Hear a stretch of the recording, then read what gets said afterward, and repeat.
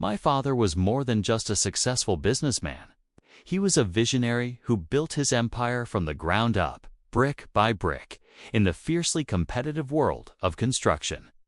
His name became synonymous with excellence in historical restoration projects, a niche that required not only technical expertise, but also a deep respect for the past. He wasn't just building structures, he was preserving legacies. His philosophy was simple yet profound. Build relationships, not just buildings. This mantra became the cornerstone of his business, earning him the trust and loyalty of clients and employees alike.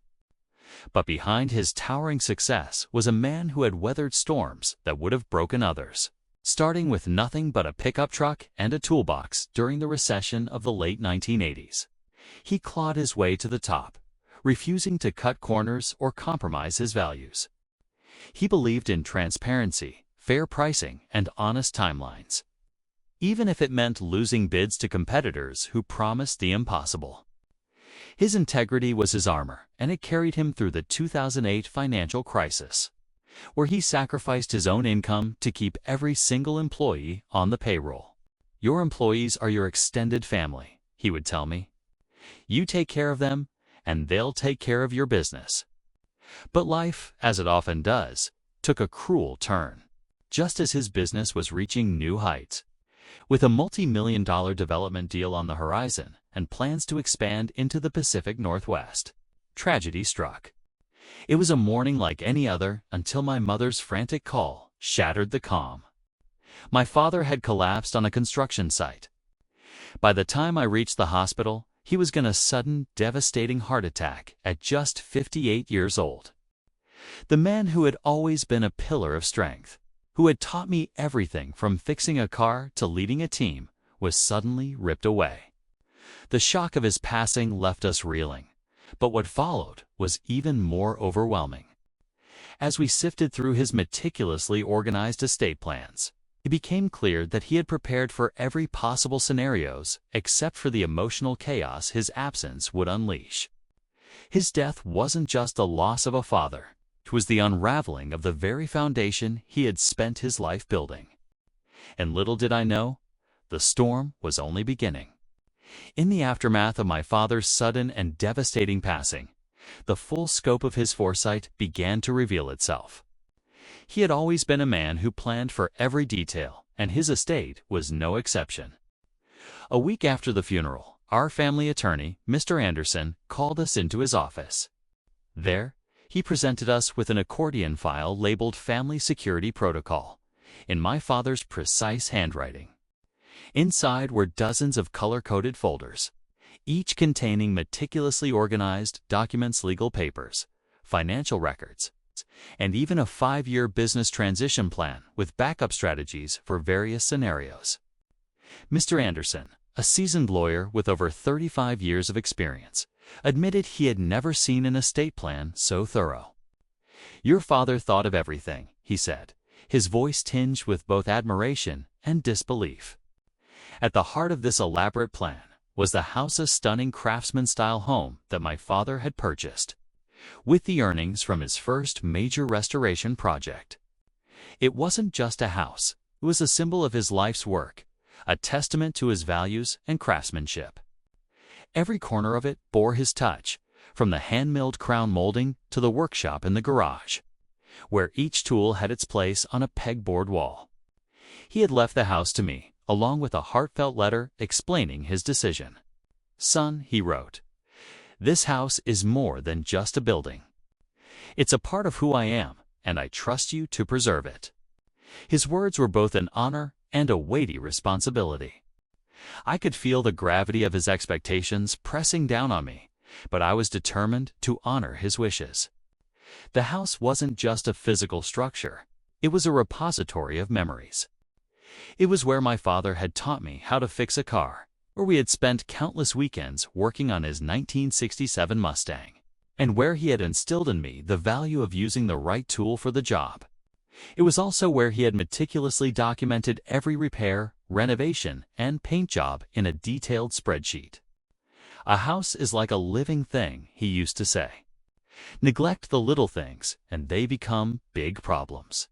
His words echoed in my mind as I walked through the house after his death, feeling both the warmth of his presence and the cold void of his absence.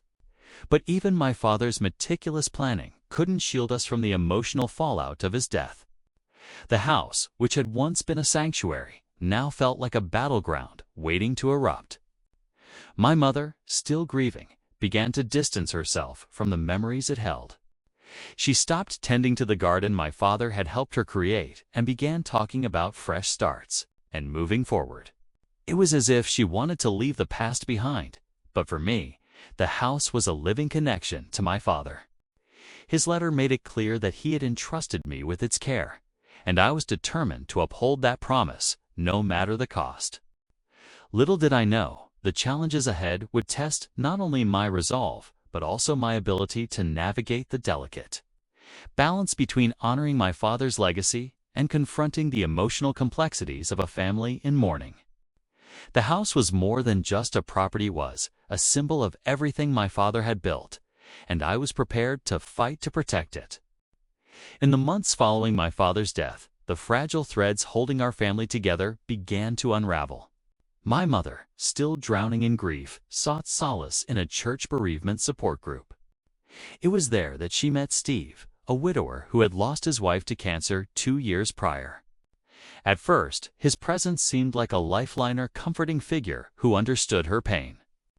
But what began as a source of support quickly spiraled into something far more complicated.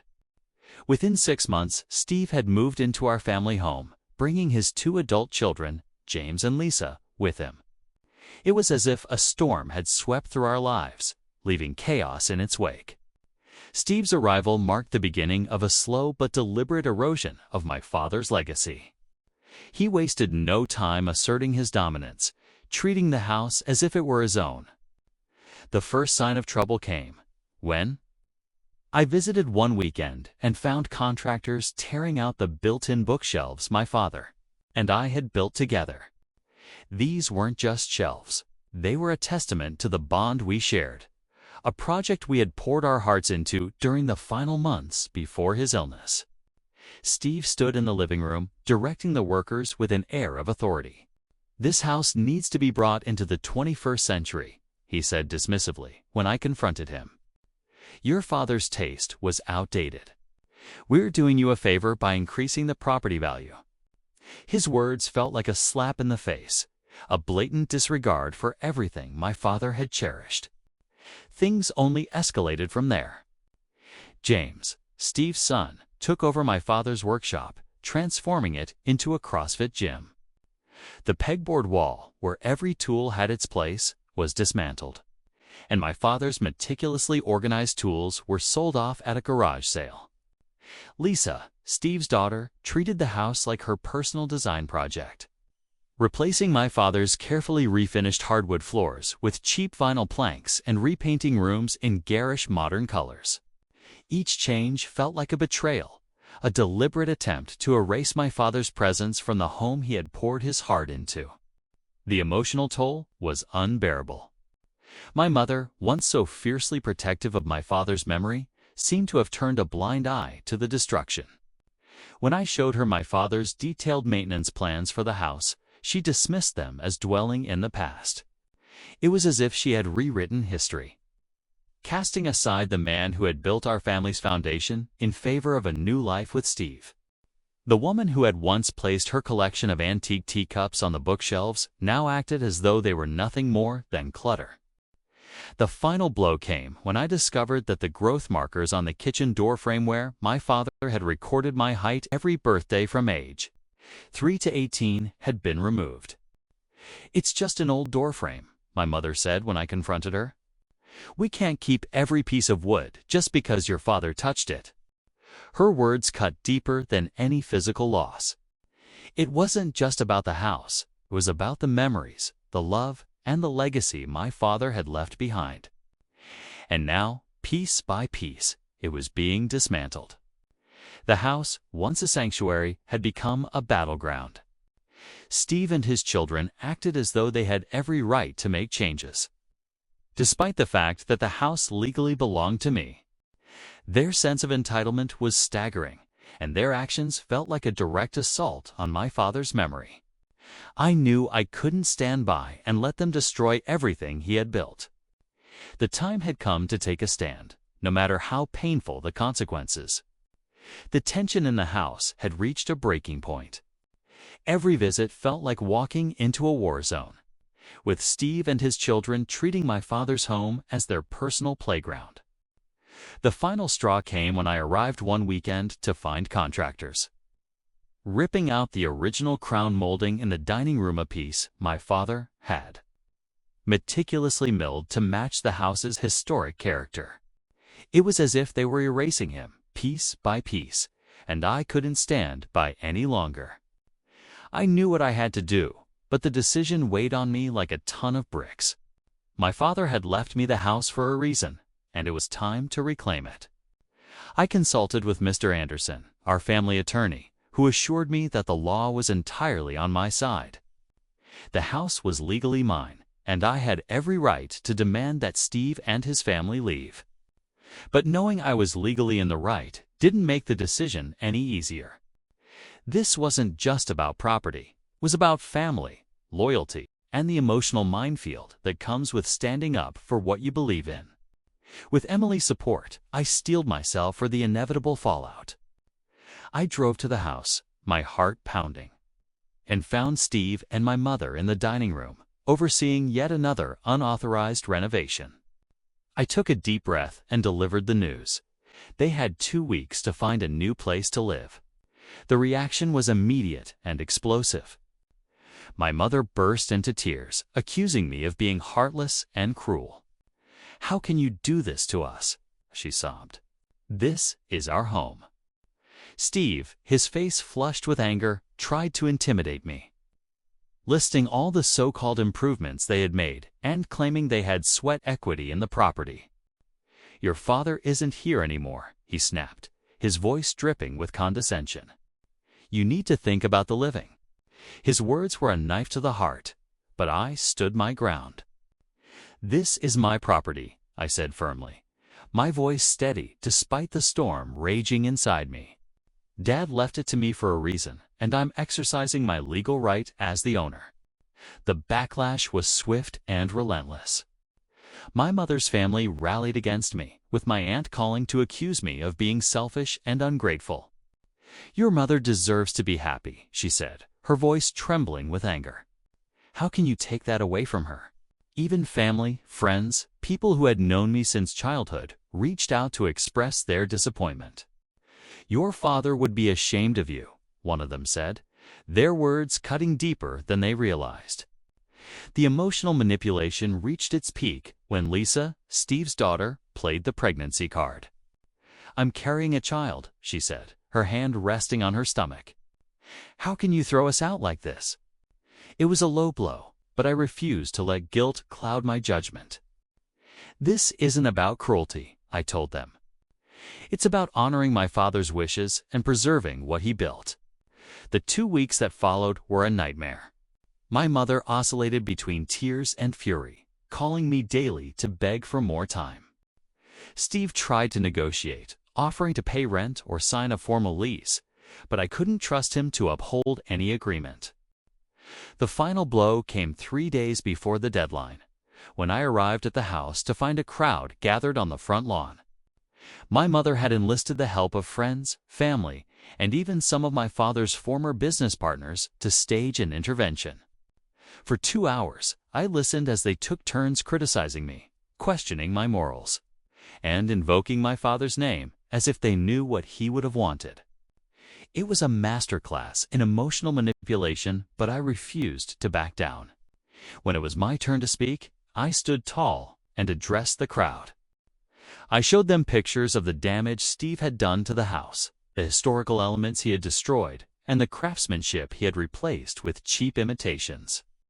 I read aloud from my father's letter, his words a powerful reminder of why I was fighting this battle. Slowly, the crowd began to disperse, some with looks of shame, others with quiet apologies. By the time the deadline arrived, the house was empty. Steve and his family were gone, but the scars they left behind would take years to heal. It was the hardest decision I've ever made, but I knew it was the right one.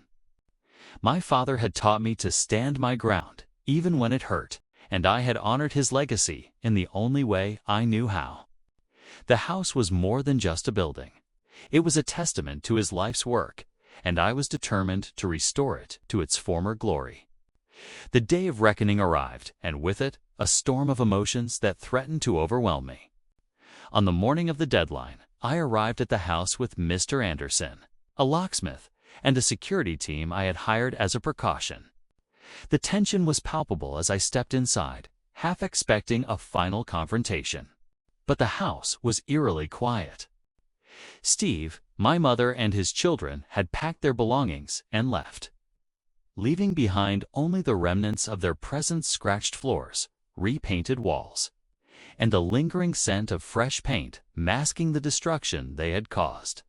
It was over, but the battle had left deep scars. As I walked through the empty rooms, the full extent of the damage became painfully clear.